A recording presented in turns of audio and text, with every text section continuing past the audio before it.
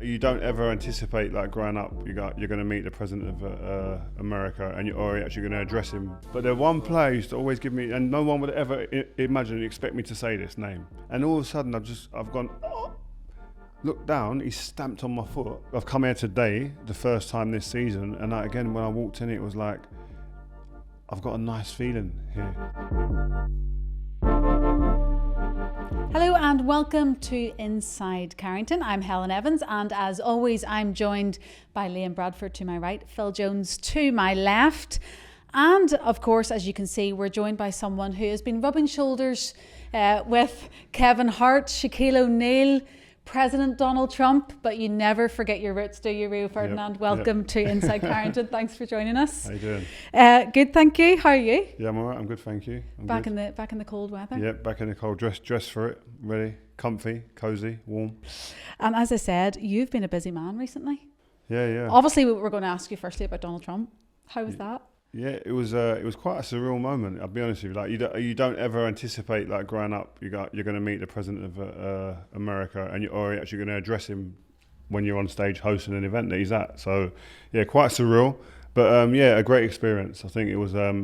I've watched FIFA draws all my life, really, because you're always wanting England to do well and who we're going to get, where are the other teams, etc. So to be a part of it was really good. Technical, I must say, difficult. Talk to me about the nerves, mate. Seriously, like, between the Champions League final or doing the presentation. Miles ahead in terms of, like, nerves, because you know what it is.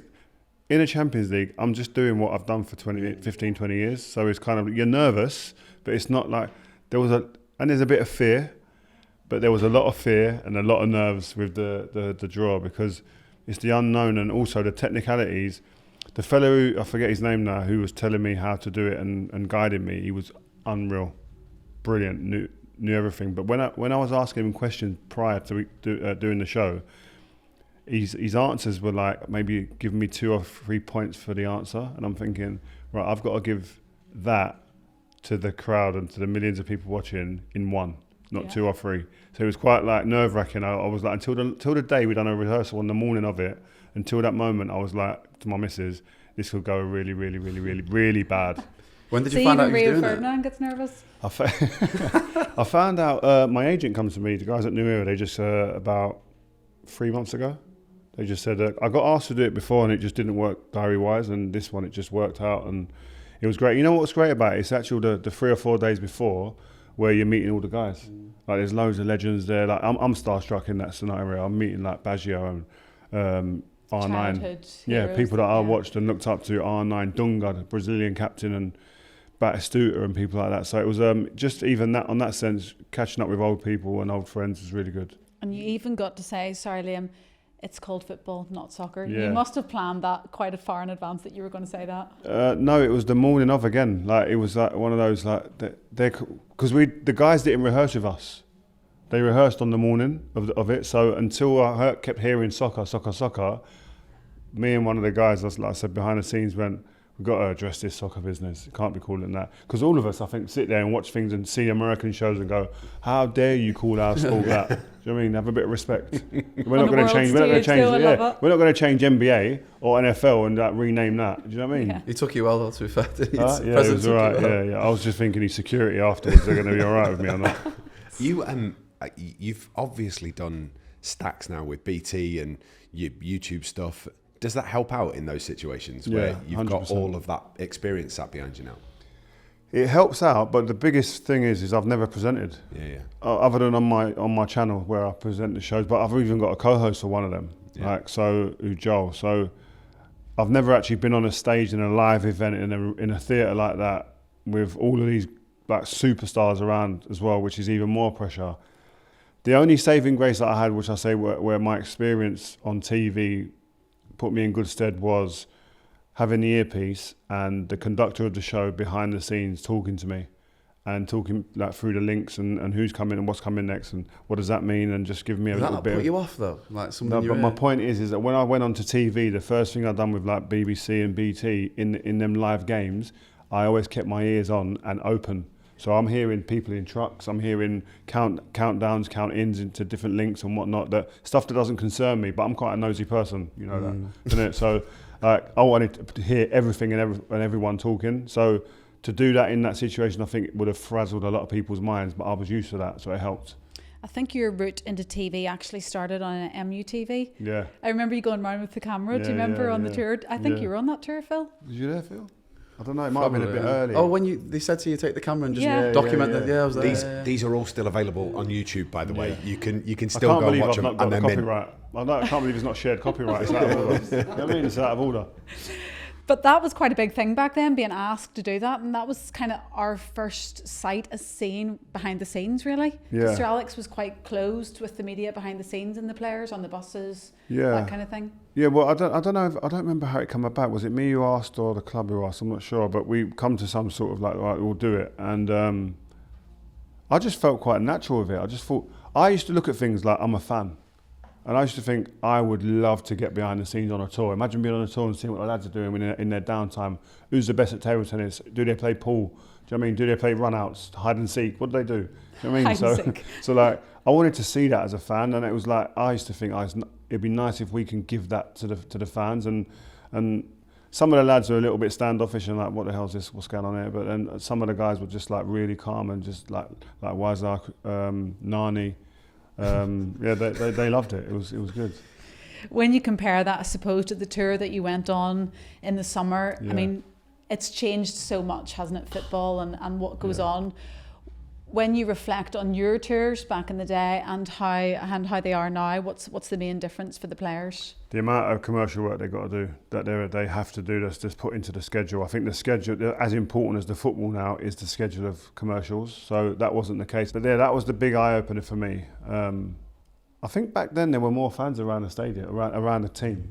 You could do a double session and have a commercial right in between the double session. Your day was just no time to yourself. That's mad, really. It's mad, really. Yeah. Well, we were going out shopping every day. After training, going out shopping. That was in America, though. You wouldn't have been able to do that in some countries that you've gone to. Yeah. Oh, yeah. I remember actually one of the shopping malls had to be shut down because of Jisun Park. Remember? Oh, that was in Korea. Yeah, Korea. In South Korea. I didn't know how big G was until we went to South Korea, and I was in my room after training, and then probably every three adverts was G. Gillette. He's a god out like there. Pepsi, or I don't know. It was like he is the Beckham of that place. Like, Even now, Son's big, I think, but I'd argue that Jisun Park might be even bigger still. And what a nice guy he was, by the way. Great guy. So important to that side as well, in terms of his playing ability and the energy levels that he brought, the job that he would be able to do. He was a real unsung hero that got through some proper work. I thought he was always appreciated by the United fans, but he would have been someone that other teams would, when you're talking about our team at that moment, he would never have been mentioned. Do you know what I mean? But I think our fans would always go, "Oh, geez, a top player." He's the guy when you play in Milan or Roma or Barcelona, Arsenal, where you just he gave your job a good balance. Yeah, 100%. Rio, obviously you're here today. You've had a little chat with Bruno, I think, this morning. What else is your plan? Have you seen the manager this morning? Yeah, I see the manager. I see the lads doing a little bit of a session, some abs and stuff like that in there, and working out. I think it's a bit of a down day today. I've come on a terrible day. If you want to go and watch and see what's going on and get a bit of insight behind the scenes. But it's they're just in the gym and just chilling out really. So it was but it's still good. See the lads. I like coming to the training ground. You know that. And not just United, I like going to all training grounds because you get to see what some of the guys are really like from close quarters. Like who's the banter in there, who likes to have a laugh, who's very serious, who takes training seriously. Like those little details, they go a long way into how you form your opinion on someone. So, and without getting behind that curtain, it's difficult sometimes. You spent bags of time here, obviously, during your career. It's changed a little bit, though, hasn't it?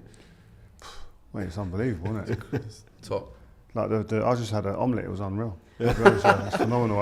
Everyone. Mike didn't make him like that. See, Mike, I love Mike. Mike was like, he's a chef back then. Obviously, things change and it evolves. All the coaches are now new. Loads of staff are different, and there's a turnover of people.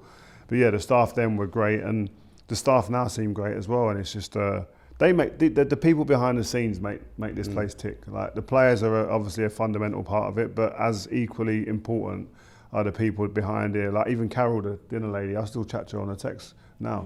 Like there's some people that kind of that are here you see more than your own family. Do you know what I mean? And it's difficult for that not to kind of become and flourish into like a real friendship.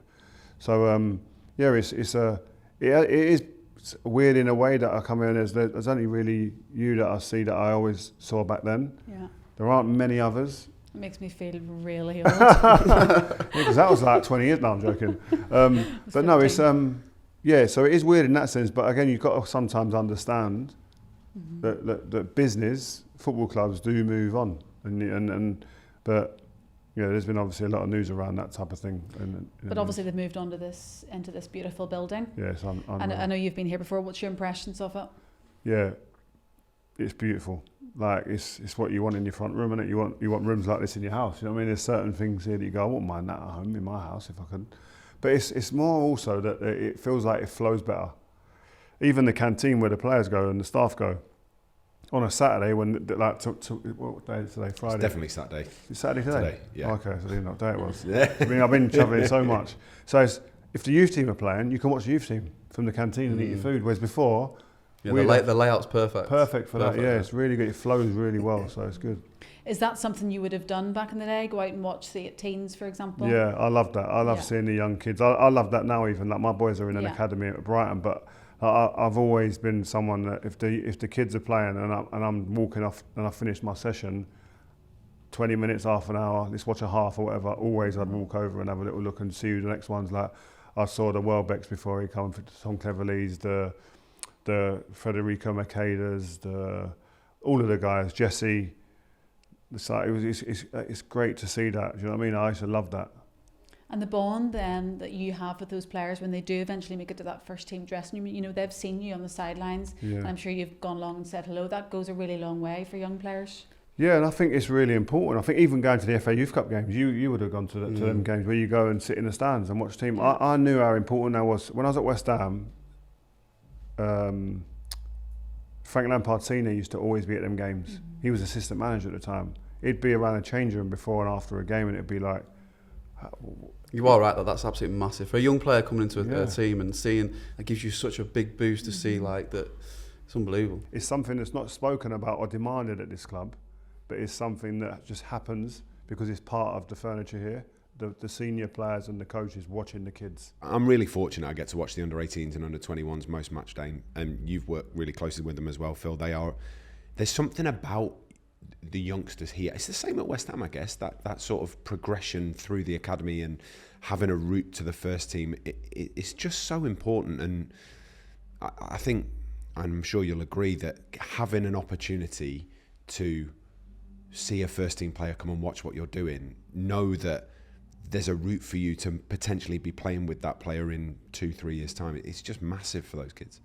Yeah, and those players telling that story is important as well. Yeah. Like, and what that makes them feel like. And I think that like, I'm a parent of two young boys that want to play football. Like they've not had the opportunity to come to Manchester United, but when you get an opportunity to make a decision as a young kid that's coming out of school, or even when you're a young age, 12, 13 years old, and someone says to you, right, I've got 3 clubs here that want you want to see a pathway.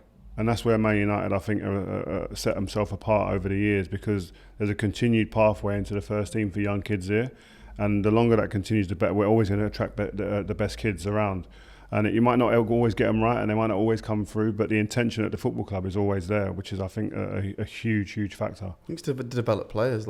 Yes, they might not make it into the first team. It's very difficult to make it into the first team in this football club, because you're going to produce the best players and buy the best players, but they give them a pathway and a platform to then, if it's not here, it's somebody else, somewhere else, and they go and have a career in the game. You look at all the players have gone on and had great careers. Like the Drinkwaters won Premier Leagues, but not here, but at Leicester. I said the other day, how many players will we speak about? And I said it to you the other day. How many players will you speak about, and then you think in flashback and think, oh, they actually came through at Man United. Yeah. So many players, and that's. I was having a drink the other day with someone, and they went, talking about Stockport County, and they said we're basically a one-player team, and I went, who's the one player? And they went, Ollie Norwood, and I went, former Manchester United academy player, and you're now seeing the league littered with those academy players, but also we're getting to the age where the league is littered with managers that have come through the Manchester United academy now as well. It's absolutely Richie Wellens, Cleverley. It's fascinating to see sort of we've created Manchester United have created these footballers that want to go on and do more inside football after their playing career, and all of that stems really from their own drive and determination, but the foundation blocks that were put in at the academy level. Inside Carrington is presented by United Store, the official home of exclusive United merchandise. So, obviously you're a dad now and you've got the kids in the academy. How do you find your involvement in, like, you obviously analyse games as a pundit and you'll dissect it. How do you find sort of... Yeah, it's mad, isn't it? How do you find that with the kids, and how much involvement will you have with the kids in the academy? Yeah, it is nuts. I don't get involved with the academy. I think I could, if I asked and was pushy, I could go and join in sessions probably and get involved, but I just was really I was really adamant in my own mind and to my kids that I'm going to be a dad. I'm not here to be your coach. I'll give you, if you ask, I'll give you pointers. I'm not one of them dads who's on the sideline screaming and shouting and jostling for position to be and to say the right and shout and say the right things. I'm more of I'll react to you. I'll see my kid's energy and then I'll go, okay, what was you thinking in that situation there? Do you know what I mean? So I never want to overcoach. We talk about football loads. But again, I don't really ever want to be the instigator of that conversation where my son's sitting there and I can feel that he don't even want to approach me about football. That would be the worst case scenario for me. So, and I think a lot of kids are like that because the parents are so desperate for them to make it. I hope my kids make it in football if they want to play football. It's my dream if they decide they want to play it, but it's not my dream. It's still, I've got to remember it's their dream, and I'm not going to take over and try and be like over coaching. You've lived your dream. Yeah, exactly. Is not everybody gets to do that. Phil, you have as well. But I just want to ask you to reflect on Phil coming into the changing room as a young lad. Because what age were you, Phil, whenever you... 18. 18, yeah. Like, when you look back, that's so young, isn't it? Yeah, I was honestly, when I joined, it was the 21 championships in the summer. So there's me, Clebs, Chris, Welbs, we came out on tour. And bearing in mind, I've grown up like watching Rio, Vida, Scholesy, Giggsy. So for me to walk in I was absolutely petrified. I didn't sleep a wink the night because I was waking up the next morning knowing that I was going to meet you all. And yeah, it was a mad feeling. But the standards in that dressing room were unreal But for me with that, you've got to remember as well, like, so what was I? I might have been 30, something like that at the time. I'm 18-year-old coming in, a lot of noise, playing my position. So I'm sitting there going, right. And Phil would probably never know this, but I'm sitting there going, there's no way this kid's taking my upper place. Yeah. But that's how you got to be, by the way. That's where you got to be. He will never know, because I was a guy who would be like, welcome in and come in the dressing room. I'd be good like that. But that's just football, though. Yeah, you got to be ruthless. You need that competitive. That's what I always tell my kids. You need that competitive spirit and edge that you're not going to give anything up to anybody and no one can beat you. But the first time you saw Phil, you knew, right, okay, what they're talking about, I can see it. It's real. Do you know what I mean? And it's just that how you then adapt to a new club, a new environment, integrating in the squad, all of these things are big factors. And then it took me a while, you know. I remember Sir Alex pulling me in the first session and saying, don't worry, you'll get up to the speed of because I couldn't believe the standard. It was just so high. And obviously I have no disrespect to Blackburn, but the quality and the standard was like nothing I've ever seen before. Like it took me 6 weeks to even get used to sort of a possession and how intense and I'm sure you experienced that too, Rio, whenever you first came. Everybody says that, don't they? Yeah, I always used to think that training was harder than matches. Yeah. And I think that's the best place to be at a club, if you can be, where you have training every day. You've got to remember, we're going up against Cristiano, Wazza, Berbatov, Saha, Tevez. Like, I don't get that on a Saturday. I mean, every now and again you're going to get a Drogba and that, but then he ain't surrounded by them. I heard it on the podcast that you two did together on your podcast about the Friday games. Old versus young. Yeah. Mental. Talk about intensity. They were spicy. I don't think we ever won, by the way. We could be winning 3-0 and they would always find a way and come back and win 4-3. Because you know what happened? Always find a way. They would always go a goal up. Always go a goal Start up, getting right? A bit And leery. then they get leery and they're jumping around, celebrating, laughing. You can see Wolves and Clev's like high-fiving and that. And then all of a sudden it just switch. And then we would win the game invariably. And then, but that would be like for the next hour, 2-3 hours, be quiet, you just got beat, shut up. But do you know what I found? Go and get my lunch. Go and get my lunch now. Do you know what I found interesting? They'd be like, in those games, like you'd be digging Scholesy out, Scholesy be digging Giggsy out, and like proper digging each other out because they wanted to win so much. That was more of an intense game than the one you were going to play on a Saturday. No, and I think it's important. Who was on your team then? That would have been you. Oh, we had Johnny, me, Chris Smalling, Smalls, Welbs, The Silver Clev, Twins. Nani, the Silver Twins, Fabio, Rafa, Nani, Ando. Nani, Ando. Yeah, so we saw weaknesses in that. And they exploited it. We saw chinks in their armour. We just played on it all the time. These but are no. 8-a-side games, and you've got Edwin van der Sar in goal. So, I mean, for a start off, you're on for a winner, aren't you? Edwin didn't play in them games a lot. Remember? I didn't play with Edwin. Yeah, It was, Edwin would sometimes go in because he was older, taking care of his body, and then we'd have like Thomas Kuszak or someone. But it was our team was like, we had like Giggsy, Scholesy, Carrick. Fletch was on your team as well. Fletch, yeah. Just get smashed. Fletch used to flip off. He never liked getting beat. Yeah, it's good. But that's good why times. you were all at Man United though, because none of you liked getting beat. Yeah. It was within you, wasn't it? You wanted to win. Yeah. Let's talk about the current team. If you had to pick a player that you would like to have played alongside you guys, who would that be and why? I think a player I think could have played in our team would be Bruno.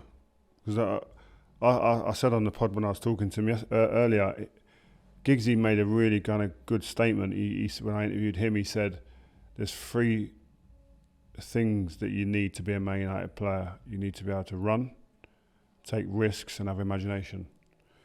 And that's Bruno. If you're describing Bruno, that would be him. Do you know what I mean? Now, whether you think he's good or bad at any of them, but his intentions are perfectly aligned to those 3 pillars there, and he can execute. His numbers are ridiculous. And in the time he's been in the Premier League, no one's created more chances than him, De Bruyne, anyone. So That's a massive stat. mad stat, and like so he has the quality, and I think he'd also have the mindset to be able to be in our team. Good answer. What about you, Phil? I agree. I think that his numbers, his assists, his goals, and I think in those difficult moments in the game, he's somebody who you look to and go, come on, show me something. This is why the club bring you in to show something, and he's done that in abundance for Also, importantly, he wants to be that guy. Yeah. He wants to. He wants that moment to come to him where he's either taking the shot or he's producing a moment for somebody else. And that's an important thing because a lot of people, even at the biggest clubs, will shy away from that and say, let him do that over there. He ain't that guy. I'm sure whenever you're watching the games, you are focused on the defence. That's just the way you guys have been brought up. What have you made of the defence this year? Particularly want to ask you about Luke Shaw, who's had a really good start to the season. Yeah, I've always been one of those guys who said if Luke Shaw's fit, he plays for me. I think he's either left back or left of a free. I think he's just every facet of his game, he's solid. He's really good on the ball. 1v1 situations, he's really good as well. And I just think he's got there's a calmness and there's an authority with the way he plays in the team now at this age as well, which I think is really good. I think the introduction of the 2 young guys has been good, and they're going to need time. And I think that's what, Heaven and Yoro, I think that like Phil could attest to this as well. When you come into a team, and Phil came into a more confident winning team, which is different again, but you still need time to, like we were saying before, adapt.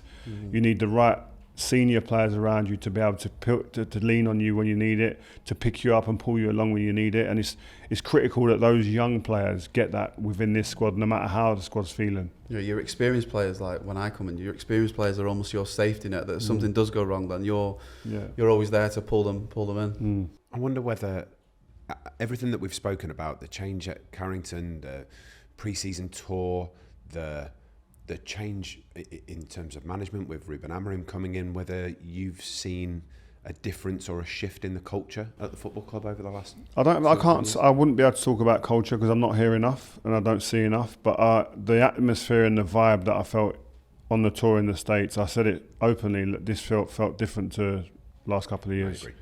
There was a little bit more of a buzz and an energy, and then the season starts, and then it's still a little bit up and down at times, but up and down, but doing that still, compared to where it was last year, which I think is a positive. And I think as fans, like we're impatient. Do you know what I mean? We want stuff. We want to see the results immediately, but it just isn't like that. Do you know what I mean? Arteta's been at Arsenal how long now?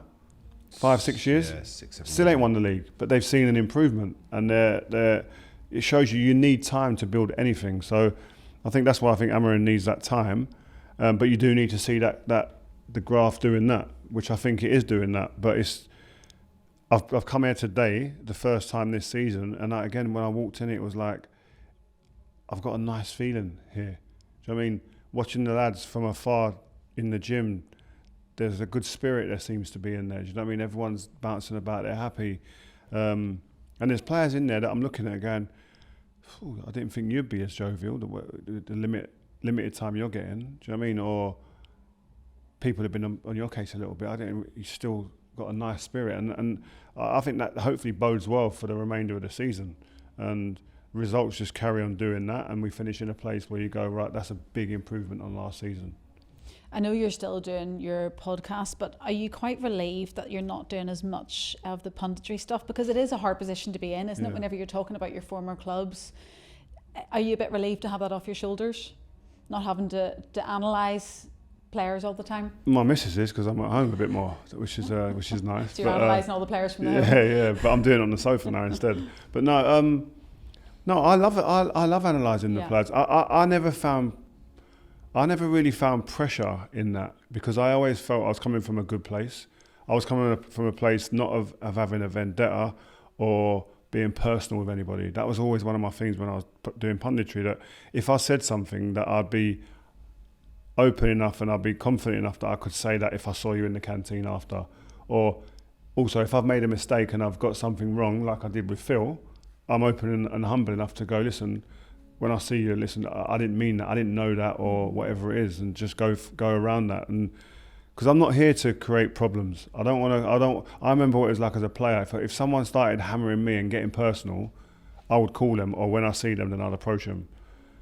And I didn't want to be that guy, and I hope I'm not that guy. And I don't think I am, because I do believe the players deep down would know that really he's actually just trying to give constructive criticism and educate maybe a fan that's sitting on their sofa. It can be relentless when you're in the box seat, and you're working for TNT or BT or whoever, the BBC. You're up and down the country in the back of a car. You're on a train.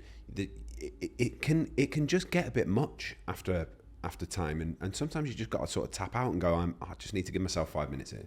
Family got to come first or whatever. I think it's harder for the players. I don't know about you, but I wouldn't want to play under this scrutiny to get now. If we had social media in our time, we wouldn't be deemed as good a players as we are now.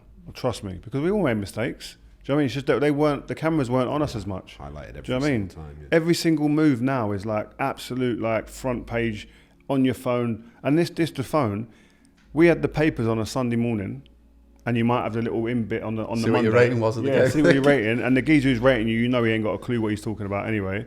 But you still looked at it. But he still looked at it. But even though he doesn't know what he's talking about, and we know that, it's still and he got 7. It still cuts deep. Do you know what I mean? Yeah. It cuts deep. But then it's gone. It's the paper, isn't it? It's gone. So now, and they might be talking about it in the pubs and on the radios. But are we listening to that? We weren't listening to that. But now you put your phone on, you go on Instagram, whatever platform you're into, and the meme review's on there. It's instant. Do you know what I mean? And that ain't going anywhere. It's always there. It's forever. And someone's always said that you can't get away from it. So the players now, the pressure that they play under is far greater than when we played. Mm-hmm. Rio, I know you're a busy man. You've got places to be, but we just want to ask you some more questions before you do go. Some of them are quickfire. One of them was, which teammate pushed your standards the most in training and why? Roy Keane. I think when I first arrived, he was the first person that made me think, there's another level here. Like the standard made me understand that, but as an individual, highlighting that no, that ain't what we're used to here.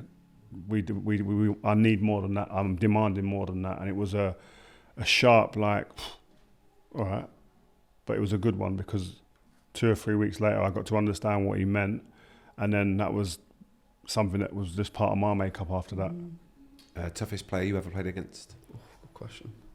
Toughest player I played against. I think the obvious ones are the Messis and the R9s and the Cristianos and that, but they're obvious. You say them so casually. No, but they are. I mean, R9. There was one player. But the one player used to always give me, and no one would ever expect me to say this name, Kevin Davis at Bolton. Oh, he was all elbows, Kevin Davis. And it was always like, at the end of it, shake hands, fine. But in the game, he was scratching, elbowing. And the worst thing was, a lot of the time, he was wrestling you with no interest in the ball. Yeah. I used to think, this ain't football. Do you know what I mean? I've got to go on a wrestling course. Do you know what I mean? It's like, what's going on here? But he was just hard. He was a style of footballer that was bad for my game. Yeah, but Bolton were that team for a long time, weren't they? He was really influential for them, though, wasn't he? The way he played. Yeah. Do you know what? For someone who's never played football in their life, I was quite shocked that Johnny used to come home with actual scratches on. Yeah. Like, that shocked me the first few times. I'm like, what, you've actually got scratched on? I thought it was you, but you walked into that one. You walked in. But it is. Sorry, Johnny. But it's true though. Like, people would like nip you. And Yeah. It's mad. I mean, I played against Torres at Anfield once, and the ball's at the other end, and me and him are obviously battling in the game because I'm playing against him 1v1, like and. So I'm around him quite a lot, and then I must have just wound him up, not knowing. Then the ball's at the other end, and all of a sudden I've gone, look down. He's stamped on my foot, and I've got like my foot's just as I'm planting my foot. There's blood coming out of my where the laces and that are, and I'm like, what's going on there? Do you know what I mean? But there's just mad stuff that happens in games that no one. And then you got like get half time, you go in, take your boot off, 3 or 4 stitches. And then you're thinking like, how am I going to get my foot back in that boot? Because it's swollen up. Do you know what I mean? It's like mad stuff. But you would have been the same. Did you have one player that I couldn't play against? Yeah, I've said before. I've said it in the podcast today. I couldn't play against Eden Hazard. Is it? He had that season, a couple of seasons where he was just he's unplayable. He's just low sense of gravity. You go and try and close him down, try and nail him, and they just twisted me up. We'll not get the footage out. Oh, please don't. like a pretzel?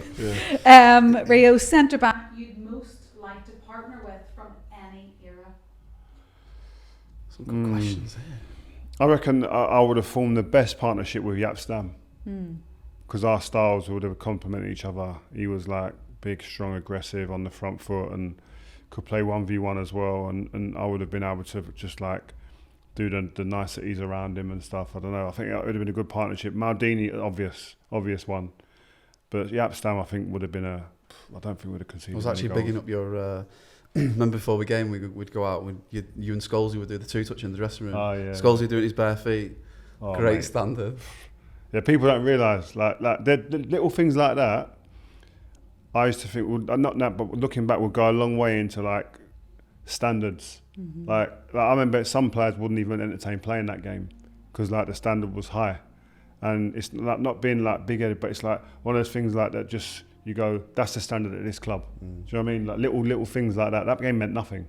Just like part of us warming up before a game, or you playing really tight areas, fizzing them into each other. Like that's part of my warm up for a game, playing 2-touch, 3 sets of 10, me and him, and like. Your thighs will be red raw, or your bare foot will be red raw. And sometimes away games, you're playing a corridor really tight, but it's the quality, and you just got to get to that level. But no, they're the things that I miss. That when people say, "What do you miss out at the game?" Things like those things like that more than some of even the games. Was it only Scholesy and you that did 2-touch? Yeah, pretty much. Yeah. Me and Scholesy. I wasn't getting involved. No, practice, loads of practice. Favourite ever United goal, not one that you scored? That I was playing in the game though. Yeah, why not? Yeah. Do you know the Cristiano goal at Fulham? It was a big goal. Last minute one. Yeah, it was like a big goal. It was the goal that we went on to win the league from. Yeah. But also it was like one of those moments for him where you go, he's been really good, but this kid's got greatness written all over him. Like it was like that cementing. One of them moments for him, I think, in a Man United shirt where we just need to give him the ball to win games. That goal definitely. Also, another goal was unbelievable. His header at Roma. Oh, he's still in the air now. He took off like on the edge of the box and ended up heading it in a penalty spot. Never seen it. By the way, like he's still doing it. He sees over a kick. Ridiculous. 40 years old. Hold on, another one. Scholes' one against Villa. The left foot volley. Off the underside of the crossbar. Is that the one that was like he didn't even move, he just stood still and just December that was as well. Was it his left foot or right foot? No, right foot. Another good goal. So there's a few Let's goals. Let's do your top 5. Yeah, there's another good goal as well. I was actually not playing this game, but Chicharito's goal against Bolton away, where he's the movement that was Stoke. That one's up there as well. But there's the one against Bolton. His movement in the box was like, if I could get that back now, if my kid was a centre forward, I'd be getting that back now. So just watch this kid's movement, 3 or 4 moves to get the space to get the one chance to score. ridiculous. He was very underrated. Oh, Yeah. top. Yeah, very Top. underrated. The goal for me that everybody often forgets: Arsenal away, Champions sorry. League. What one? Semi-final, that the breakaway That's started up by there. G, There was a goal. and it goes Rooney, Ronaldo. yeah, Rooney, Ronaldo. Ronaldo, Rooney, Ronaldo, back of the net, and it's like 4 touches from Blue back kit. to front. Yeah, magnificent goal. And that game, he scored a free kick early in the game, didn't he? Yeah, yeah. Like from like miles away. Right. And, Had no right to score that, by the way. And He was so I never far out. forget there was an Arsenal fan in the stadium before the game. I was warming up, was absolutely hammering. I don't know why me. Obviously, I understand why Cristiano, because he's the best player, but Cristiano hammering him the whole warm up. You know, when someone's voice just stands out. And when he scored that goal, normally I would one of the first Run to get straight to the player. I ran straight to where that geezer was in the thingy and was going. I had that City away. City away, I was on the bench, and all I could do was 2-0 up, and all I could hear was the one where Robin van Persie's flicked Free off. kick. So I was sitting on the bench, and there's a guy behind me going, "Come on, put Phil on." I'm No thinking, way. giving it all that. Came on first 2 minutes, it was 2-2. I'm thinking, what is this? One's gone through my legs, nipped off me, and gone in the corner for Zabaleta. And then Robin obviously won it in the last minute, so I went straight over to him. What's next for Rio? Obviously, you've made the move to Dubai. What's next for you? I don't know. Continuing doing what I'm with my media company with Rio Presents and Rio Meets, which I'm loving. We've got some like unreal guests coming in, which is why I'm here, one of them. But that I'm really enjoying that. Spending more time with my family and getting work-life balance in a good place would be like a really good thing that my missus will be very happy with if I can get that right. And I've got quite a few businesses that I'm involved in and just focusing on them a lot more now. Inside Carrington is brought to you by United Store, where you can shop the biggest selection of festive United gifts. Kick off the holiday season with United Store. 100% official, 100% United. That's it for this week. My thanks to Liam and to Phil and of course Rio for joining us. We really appreciate your time. We'll be back again on Christmas Eve when we'll bring you a Christmas special with Tom Heaton. See you soon. Bye-bye.